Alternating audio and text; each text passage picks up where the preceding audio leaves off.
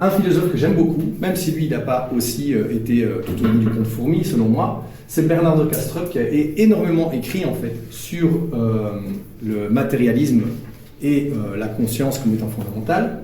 Donc ici, j'ai pas mal de citations de lui. Hein. Donc, le scientisme aujourd'hui fait ce que l'Église faisait au XVe siècle. Il force la théorie à se conformer à une métaphysique prédéterminée. Donc oui, c'est ça, c'est qu'on a une vision du monde, on part du principe que c'est le matérialisme et on surimprime ça sur toute la réalité, on dit tout fonctionne comme ça, tout comme finalement l'Église au XVe siècle superposait sa vision monothéiste sur tout ce qui se passait à ce moment-là. L'hypothèse que je soumets est que la fonction du cerveau est de localiser la conscience en la rattachant au point de référence de l'espace-temps impliqué par le corps physique. Alors, ici c'est vraiment, je vais peut-être le réinterpréter un peu, mais de se dire que le cerveau ne produit pas la conscience, c'est quelque chose qui capte la conscience, comme un poste radio quelque part. Vous allez le faire comme ça, avec votre poste radio, vous allez essayer de capter les fréquences, et puis en fonction de la fréquence que vous allez capter, il y aura quelqu'un qui va parler ou quelque chose qui va se passer.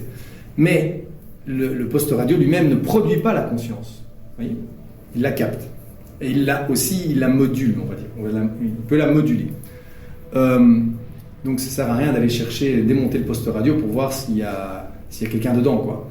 Par contre, c'est vrai que si le poste radio est endommagé, vous ne pouvez plus capter la conscience. Donc ça c'est vrai. Donc si jamais, vous avez un dommage, vous endommagez le cerveau, clairement il y aura des impacts sur votre façon d'être conscient. Les expériences particulières, c'est-à-dire les contenus particuliers de l'esprit, ne sont que l'esprit en mouvement. Alors ici aussi un autre, donc dans un sens important, ce que dit Jung, c'est que notre réalité physique et éveillée est également susceptible d'une interprétation symbolique, tout comme nos rêves. Le monde extérieur transmet aussi des significations à travers des expressions symboliques, comme s'il s'agissait du rêve d'une conscience plus grande et plus globale. Alors ça, c'est rattaché directement à ce qu'on a vu au cours. Moi, j'ai fait ces décodages symboliques de la réalité. C'est-à-dire que j'ai regardé la réalité et tous les événements qu'on a vécus comme si, il y avait une raison ou un sens plus profond, symbolique à ce qui nous arrivait. Et donc, c'est ce que dit Bernardo aussi.